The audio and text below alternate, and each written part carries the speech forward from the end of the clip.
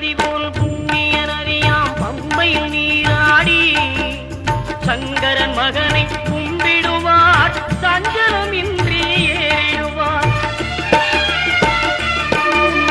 நீலிமலை ஏற்றம் சிவபாலனும் ஏற்றிடுவார். காலமெல்லாம் நமக்கே அருள்காவலனாயிருப்பார். தேகபலம் தா பாதபலம் தா தேகபலம் தா பாதபலம் தா தேகபலம் தா